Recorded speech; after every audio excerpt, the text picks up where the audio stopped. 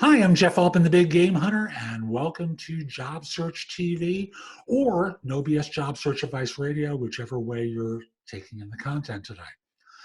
As those of you who know me for a while know, from time to time I bring on an expert about some element of job search because I know you get tired of listening to my voice all the time. And today I have Matt Warzel on, who is, excuse me if I read this, but he's a CPRW, which is a certified professional resume writer, career coach, and outplacement expert with more than 15 years in HR and experience with career advancement techniques, working with recruitment and staffing teams across a variety of industries. And what he does is create resumes that allow employers to see a person's assets while highlighting his or her accomplishments. Matt, Hello. welcome. Hello. Thanks for having me on. My pleasure. What is that? Where are you right now on Zoom? What's behind you? Oh, I'm glad you asked. I didn't want to pitch the Masters 12 Golden Bell here. I had no intentions of pitching it, even though we didn't get a chance to see it live this year in the spring. We'll see it in the fall. It'll be just as good. And when I hear about pitching, I think of growing up in the Bronx at Yankee Stadium. No. Indians, Cleveland. No. I have a friend whose dad pitched for the Indians, but that's a different conversation. Okay, yeah. So back to the topic. Yeah. So, here we are. We're recording this during the global pandemic. And, resumes are hard enough for most people to write, let alone during complicated times like what we're going through now. What goes into a great resume, in your opinion? Glad you asked. I would say, without getting too detail oriented, a few quick things. First, it's got to look good. Right? You got to have something aesthetically pleasing. That way, hiring managers aren't looking at it going, I don't know where one thing starts and where one thing ends. I can't tell a succinct work history, yada, yada. So make sure it looks good. Professional works better than a lot of the infographic kind of creative resumes in the long run. If you are someone who's maybe in graphic design, feel free to be a little bit more playful. But if you are more along the lines of a business professional or scientific, academia, even CVs, keep them black and white, keep them professional, maybe add some bold, some italicized words to kind of switch it up, but that's about it. Don't do any bells and whistles like borders and boxes and things. That can bog down the applicant tracking systems. As cool as they might look, it can become a headache for the recruiters. I'm going to interrupt you for a second because you said something that was interesting. You talked about creative fields and using infographic resumes and other more creative approaches. What's the problem with that for other people, for civilians using that? Well, and the biggest roadblock is those applicant tracking systems. I remember as a recruiter when I'm taking content from a resume, and let's say it's somebody who's got a lot of the text on the left-hand side going down in boxes. On the right-hand side might have a formula of experience section, and then you got some more page breaks, and then there's an education in the bottom right, and up here is a content.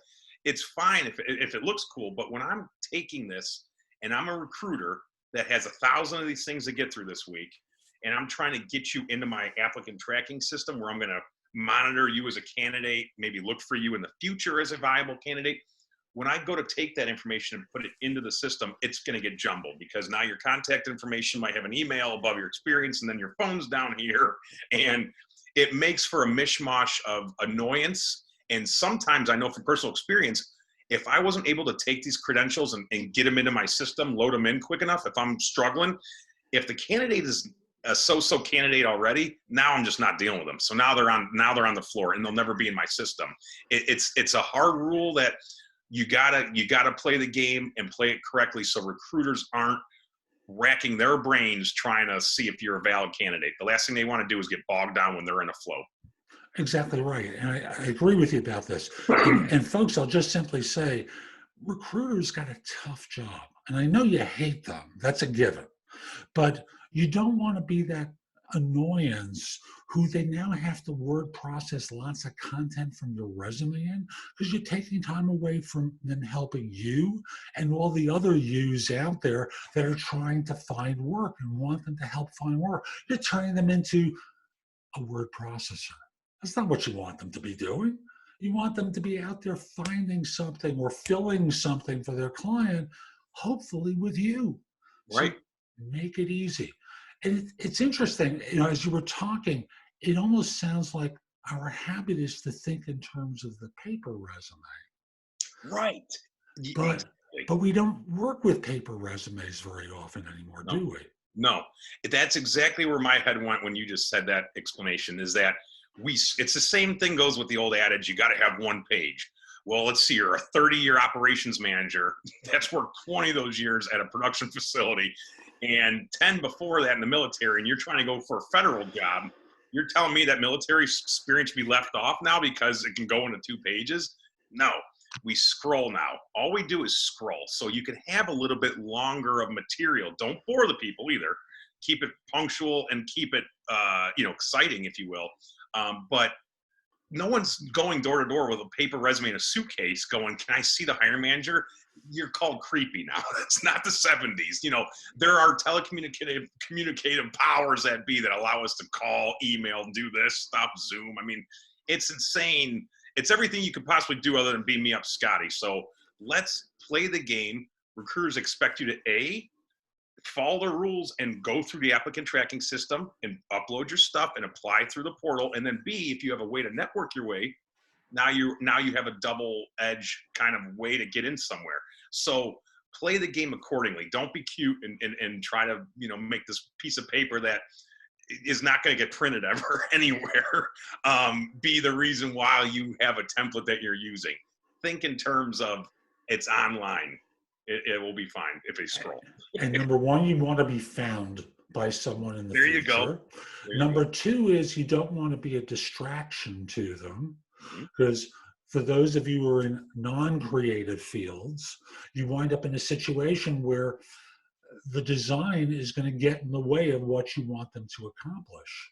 And often the systems that you're applying for jobs through, and by the way, folks, never, ever apply for a job through an applicant tracking system.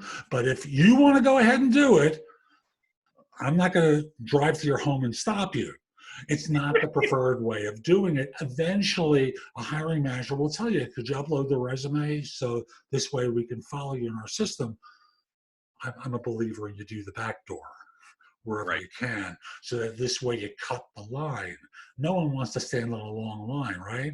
So we want to be in there getting our stuff in front of the people who really make the decision, not the technical filters that are referred to as the black hole, from which resumes go in and never come out.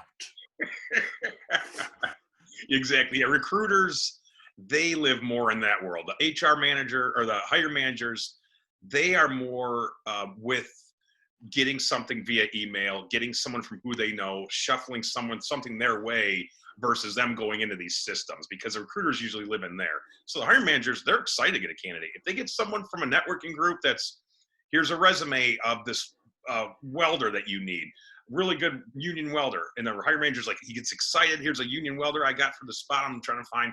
Now I'm going to kick this over to my recruiter and tell him, put this in the ATS applicant tracking system and set up the interview. So these hiring managers, they're chomping at the bit to get a referral so they can move on to their projects and not be stopped at the end of the day at 4:45 every day looking at resumes. That's the last thing they want to do. I've been in the room with these people, and they are already annoyed by the productivity numbers of the day they've been dealing with. They don't want to be dealing with 10 resumes and who the heck they're going to bring in and got to train them again. So recruiters are there to help kind of ease that burden for the hiring managers and be a resource to find good candidates. So be on the good side of everyone involved. But you're right, it's who you know it's never going to not be. It's always a tried and true test. Backdoor, figure out someone. Right. And when you write resumes, folks, I know you don't know how to write a resume, because I've read thousands, hundreds of thousands. What am I talking about? We were able to quantify over 750,000 resumes I've reviewed. And I know there are a lot more than that. That's as many as we were able to quantify. So I know how bad most of your resumes are. So I'm just going to point out to you, it's probably not a good idea if you write it or have your brother-in-law write it. And I'm not doing this as a commercial for Matt. And Lord knows most of you know I don't write resumes. I critique them. I don't write them. But if you hire someone to do it for you so it doesn't look like the garbage I tend to see most of the time. So, Absolutely. so what goes into the resume in general? What should these people have available? Their name, of course. Right, name. Don't need your full address anymore. It's a little, privacy issues these days, and that goes with references. Please take references off your resume. With privacy issues online and stuff, less is more with contact. So email, phone. If you want to do city, state, that's fine. If you have Zip code two. Zip code two. if you have a preferred location. Now, if you're in Michigan and you want to live in California and you absolutely are not living in Michigan, you're on the move out, you're just trying to find out, then get rid of the city and state, or you can put in relocating to Los Angeles, California at the top. And then I always like LinkedIn. I like it because it's an online portfolio of yourself, and it's somewhere that they can access a digital version if they don't have a PDF or Word attached. So it's good, and that's going, piggybacking off of that. I like to emulate my LinkedIn profiles with my resumes. I think it's not a great idea when a hiring manager looks at someone from LinkedIn and says, I like this person, and the recruiter goes, well, we had them here last week and you didn't like them. Why does this one person have two different stories? So I kind of like the idea of keeping your LinkedIn professional, emulated off the resume, and let your cover letter be a little bit more of the personality side of things. So with that, contact info. And then below the contact, I like a summary still. I like a 3-statement type summary, 3 sentences. One, telling them what you are, how many years experience, and what are the main kind of 2-3 things that you focus on. So if you're an operations leader with 10 years of experience in the, let's say, manufacturing space, because, you want to emphasize your industry, maybe you still want to stick around in there. With 10 years experience manufacturing, focusing on what do you do as as a operations manager? You're leading teams, processes, projects, facilities, whatever. And then the next sentence can be a nice little wow type of thing that you can say that shows how easy you can slip into this new role. And then the final thing is similar to an objective, although we don't say the word objective, but I still like saying, hey, solutions oriented, team builder, seeking to leverage background into an operations leadership role within the manufacturing industry, period. Now they're saying this person knows what the heck they want to do, and they aren't going to waste your time, the hiring manager, by not knowing what the heck they want to do or how they're not going to fit into this and offer value to the hiring manager while resolving those pain points as to why they have the darn thing open. Do you have an idea of when applicant tracking systems are evaluating resumes these days, how far down the resume, page 1, they're thinking in terms of deep expertise? You know what I mean? Yeah, and it's interesting. I mean, I personally am not on the forefront of understanding all the updates that go into some of these ATSs. I'll be the first to admit that. Some of these keyword percentage trackers and those types of things you see online, I think it could be I think there can be a bit discrepancy sometimes from some of those. Sometimes they're just a way to them saying, hey, you need a new resume. Come visit us. We'll redo it for you. Here's why. Here's all these percentages of not matching and this, that, and the other thing. Again, goes back to finding someone and being able to leverage that network and that relationship to be able to send them your resume and say, here's why I'm a fit, regardless of maybe the ATS is scoring you low because of certain words missing or what have you. Let's not overwhelm the listeners. Your best bet is to, if you want to match with words, look at the job description, find some words that are missing, try to sprinkle those into your resume. So that way you might have a little bit of advantage with these percentage things. But in the long run, a recruiter, I know as personal experience, I'm going right for the resume. I'm going right for the experience. What have you been doing? Can you slide into this role? I'm not worried about if the word MS Office Suite ain't listed on the resume because of my tracking system. It's still a human-to-human thing that's got to hire you. And they know what they're looking for. So don't get too bogged down by some of those online percentage things, those ranking things. I wish I had a better answer as far as some of these ATSs that, will let you know what they've updated and how they're functioning. But I don't have a firm grasp on some of that. I tend to think of the first 3/4 of page 1 being the most important part of the document. Yep. So that in this way, the system sees it early. So that part of the resume needs to be keyword rich. Absolutely. related to the role. I want to be clear about related to the role, because otherwise, if it's sprinkled in on the bottom of page 2, that looks like older experience to the system, and they devalue it. Even a human looking at it sees it 4 jobs back on the bottom of page 2 or the top of page 3. Ooh, try and keep it at 2 pages where you can, folks, but I know certain types of resumes have to go longer. But still, try and get the keywords early related to the individual role. So, Exactly. because Customizing. bingo, because when people are looking at your resume, what they're looking for is to fill a job with the experience that they need. And thus, you want to zero in on the things that matter to them, Mhm. not just everything. Exactly. Yeah. Jack and Jills of all trades are that idea is gone. I mean, that's well dated at this point. You want to be someone who's niche, know what you're going to do and how you're going to function in this world, this new company. And again, like you said, it, this is what I preach to my clients, is that it's about the value added, not so much, and obviously not the tasks. We're way beyond that. We're more into these accomplishment type things, these PARs. Here's a problem, here's an action, here's a result. And this kind of speaks to how you want to set your experience sentences. But so take this accomplishment that you might think, okay, I'm someone who doesn't have much metrics attached to my job. Yeah, but you're still cutting a cost. You're still saving money somewhere. You're still improving a process somewhere. And these are what I call business quantifiers.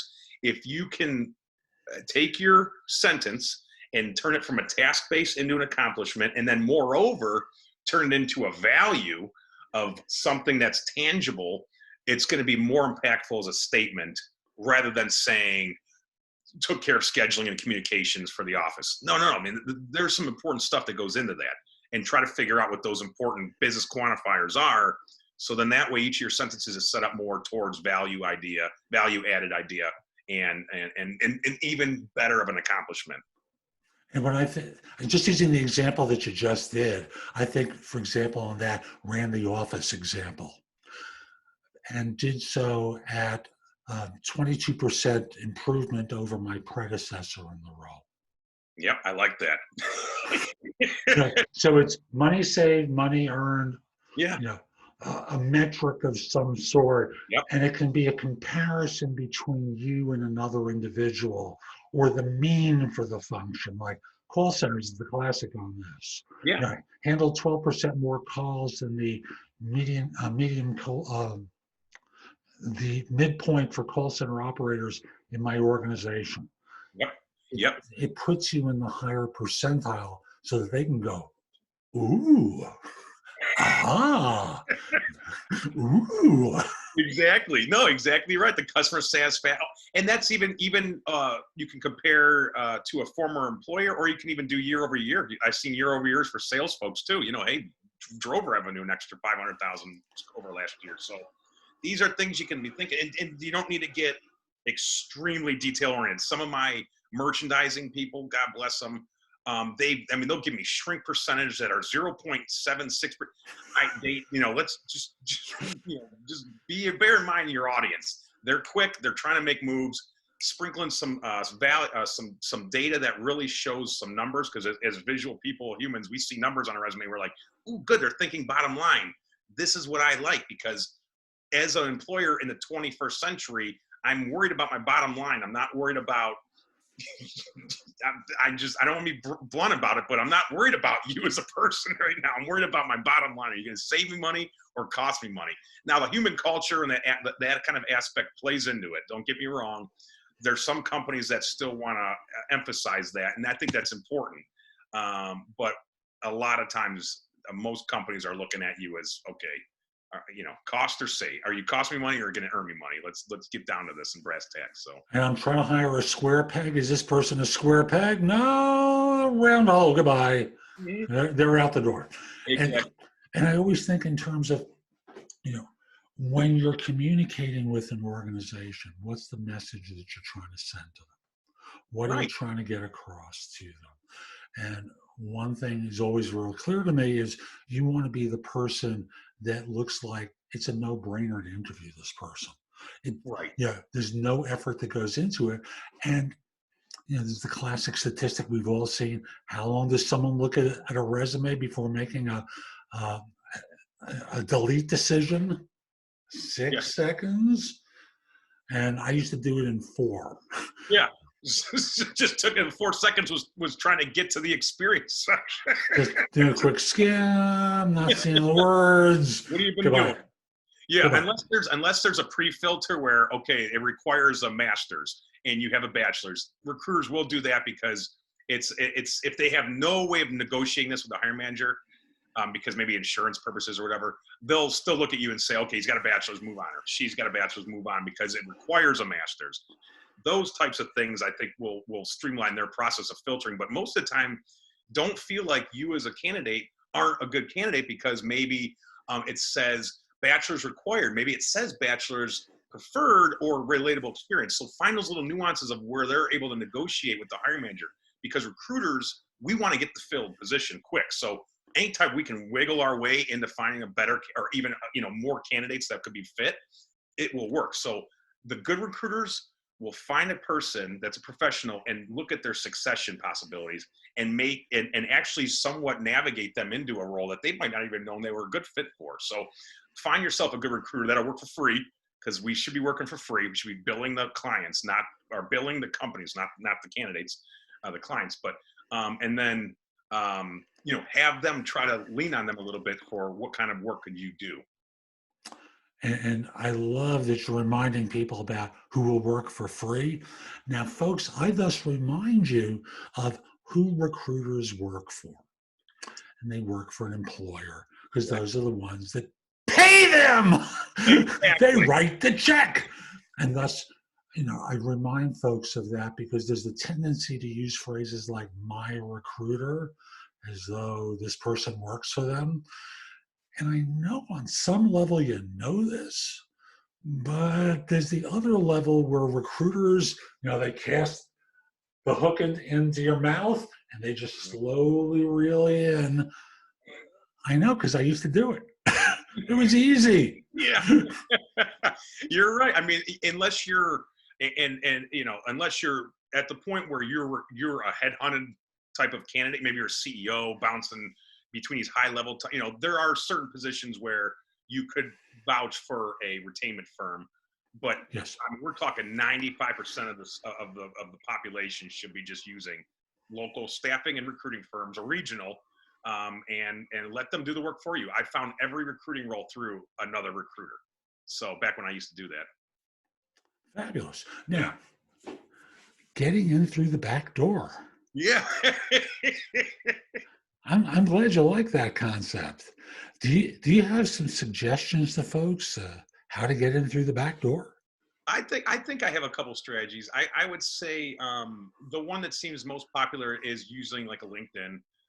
LinkedIn is fascinating now with just how expansive it's gotten in terms of decision makers out there.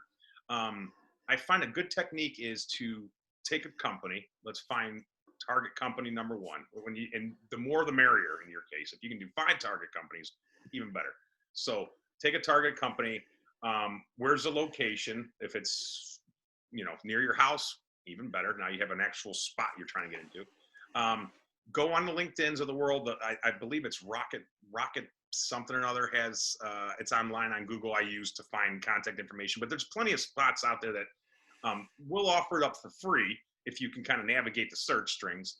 But they'll offer up contacts information, emails, and phone numbers. So look for a company, go on LinkedIn, search some people within that company that work at that facility and within your respected job, if you will, or department, and then utilize maybe some cold emailing. Hey, drop a line with one of the people that might be a good entrance into trying to find some decision makers there, and drop them a cold email saying, hey, do you mind if I give you get a virtual cup of coffee and just kind of pick your brain for a few minutes? I've got some skills I think might present well with what you have at your organization, and I've noticed some jobs opening online that I look like a decent fit for. Maybe you can introduce me to someone there.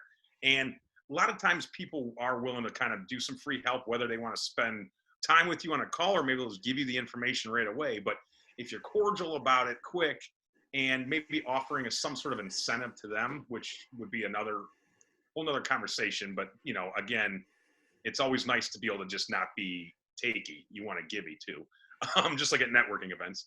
And then use that backdoor way of through these companies to figure out a decision maker, or maybe even a recruiter within that department that's online that can directly get you to the hiring managers in that department. Again, LinkedIn, Indeed is going to be a little bit trickier. But Zoom Info, there's this, I wish I could get the Rocket one down, Rocket something, but there's a few out there, there's information out there to be had. So. And folks, one of the things Matt's talking about are Chrome extensions that will allow you to find email addresses and sometimes phone numbers for hiring managers that you identify. Right. And LinkedIn is more generous with information prior to a connection. So before you use these, take a first look to see if you have access to the email address or phone number of the person that you're trying to locate. And then look for Chrome extensions and just do a search for LinkedIn information. And there are at least a half a dozen I could think of, but I'm not up to date on them either to be able to quote these, because some of them have come and gone. Some of them are better or worse than others right now. So look for these Chrome extensions so you can direct message them and not spend money on an email. You can call them up and get to the hiring manager directly by phone, whatever it is. Just reach out to folks and don't just go in through the front door, the applicant tracking system. The back door is the direct connection with the decision maker or someone in the organization who can point you to the decision maker. Exactly. And not to confuse anyone, but one last little technique I've used personally to target HR managers for different programs.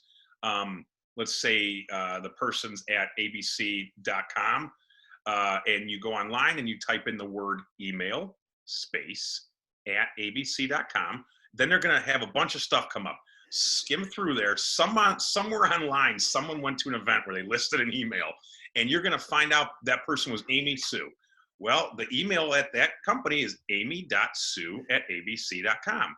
Oh, okay. That's easy enough. So now the decision maker you find on LinkedIn, Pat Smith, now you can email Pat Smith because you know what his email should be, pat.smith@abc.com. So there's a little techniques that just, and then you're just relying on the gods that be that the person has that email. So do your diligence. If you can find more emails, better, or up-to-date emails. But for what it's worth, these are little just techniques to get the information out there. Google's amazing with storing stuff. So. Yeah, and folks, sometimes if you're not connected to the person on LinkedIn, you can use Google, because LinkedIn ranks very highly with Google. You can use Google to find the LinkedIn contact that you're looking for, so that in this way, the fact that you've got a small network and not one, I was LinkedIn member 7653 of the 650 million plus people on the platform. And I never connected with recruiters because I didn't want to help my competition, because I always knew I had a bigger network than most of them had. So people come to me, and like, I've got 25,000 plus first level connections. I know it maxes out at 30,000, but folks, if you connect with me, linkedin.com/IN/the big game hunter, and mention that you watch this show, I'd be happy to connect with you no matter where in the world you are. Because normally I don't accept connection requests outside the US, but if you mention this show, I will. Yeah, that's great. And you're right, Google, I've found people that are hidden on LinkedIn. If you go to Google, they don't hide them. So you click, for some way you can get to their page on LinkedIn if you go through Google, but not through linkedin.com. It's so bizarre, but it's the way it tracks them and puts them out there, I guess, however Google does it. But yeah, you find hidden people too. And one of the things, folks, if you're doing this technique with Google, you also want to make sure you use the location convention that LinkedIn uses. So, for example, it might be Atlanta metro area or New York metro area. Whatever it is on LinkedIn, you include that in the search as well, because otherwise you're going to get the people in Moscow who happen to have the same name too. Exactly right. Yep. The search strings on LinkedIn, if you want to get more familiarized with some of them, I know the AIRS. I took this AIRS certification, which literally showed you how to use a Boolean search strings to filter your results from 2 billion down to 2 million, down to 200,000, down to 2,000. So the goal is to get less on your page of searches. So go on LinkedIn, or excuse me, go on Google, type in Boolean search ideas or Boolean search strings. Google will send you so much information about how to really hone your search down to this funnel so it's not so overwhelming. Hey, this is fun. I got to ask you a question. What haven't I asked you about so far that we should cover for the audience? What makes sense that we haven't spoken about yet? Yeah, I mean, I guess my final say, because today's theme was the resumes, is to be pragmatic with your thinking. If you're logical and you are writing your messaging, your resume, so the hire manager aren't crinkling their forehead when they're reading the darn thing, you've already halfway there. Now it's a matter of matching you up. So think logical, and let's not be playful. Let's not write this like you're reading it off of your child's nighttime book. You know, Jane went to get the balloon. Be a little bit more thoughtful in what you're writing for your experience section. That's the meat and potatoes. And like we said earlier, think in terms of accomplishments, rounding off, and value too, accomplishments and value. But rounding off, I would say after your summary, list of skills, and those are those buzzwords we were talking about earlier. Technical methodologies, business buzzwords are fine. You know, quality assurance, strategic planning, operations management. These are all ones we see all the time, and it's fine. You don't have to. You know, it's better to be a little bit different and try to think of some that are a little bit more unique, but some are just going to be what they are. Budgeting is always going to be budgeting, cost control, you know, so write it in there. If you do budgeting, get it in there. Then under those skills, I like to have a little bit of accomplishment section, and that's kind of one that, or core competencies, that's going to be your real good stuff. And this is where you can get a little tricky. Say like you have a job at IBM from the 90s. You loved what you did there. It relates somewhat to what you've been doing and what you're going to be doing still, but you don't want a 1995 IBM. So you can either have that as a previous work history with just the title, company name, and dates. Sometimes we don't even keep the dates. Again, I can get crazy with science behind all this stuff. But anyway, then you can take some of the maybe 2-3 lines from there and put them in this accomplishments section up here. So now you're not losing some of the good stuff. It's also being televised pretty much right away when they're looking at it. And you're not boring them either with going back to 1995. So it's like, you know, little tricks like that. And then after the accomplishments, experience, round it home with your education, certification, affiliation stuff. And that's kind of my methodology of putting together. Everybody's a little different though. Again, IT people might have different sections, and you know, but all in all, pragmatic. Don't make people wonder what the heck they're reading. This shouldn't be something confusing. It should be pretty seamless, because it's you. It's your life, what you've been doing. And folks, pretend a 6-year-old is going to read the resume. Could they figure out, if they looked at the job description and looked at the resume, would they see the info that they need to see in order to go, mommy, Yeah. he's got it. He's got it. And it make it easy. Everyone's busy. You don't want them to miss it. Make the fit obvious so that the 6-year-old can spot it. And Matt, fun. And folks, have you noticed he really likes doing this? It makes me crazy. He loves it. God bless. I wish I was a pro this, but I'll take the resume writer. There we go. You got to be realistic too, right? Right. Folks, how can you find out more about Matt and the kind of work that he does? Yeah, absolutely. So my website is M like Matt, JW Careers, mjwcareers.com. And my blog is Job Stickers, kind of like pot stickers, but jobstickers.com. I thought it was so clever 10 years ago. I kept it though. So if you give me either of those spots, my LinkedIn, 680 plus recommendations, Google 100 plus, Facebook 100 plus. I like what I do, and I've kind of got a nice science behind what I've been doing to make sure that you get interviews, and lead times for waiting between interviews are shorter. Fabulous. And folks, we'll be back soon with someone else to talk with you about some element of search. I'm Jeff Altman, the Big Game Hunter. And if you're interested in one-on-one coaching from me, reach out to me through my website, which is thebiggamehunter.us. You can schedule time for a free discovery call or schedule time for coaching. I would love to help you. And if you've got a question for me, just a simple question like, you don't want to go through a coaching process, reach out to me through Wisio.com. That's WISIO.com/the Big Game Hunter. You can ask your question to me there. Lastly, subscribe to the channel on YouTube. Click the small icon in the lower right or the picture of me in the upper left, and you'll get notified whenever I release something new. Hope you have a great day. And folks, I want you to be great. Take care.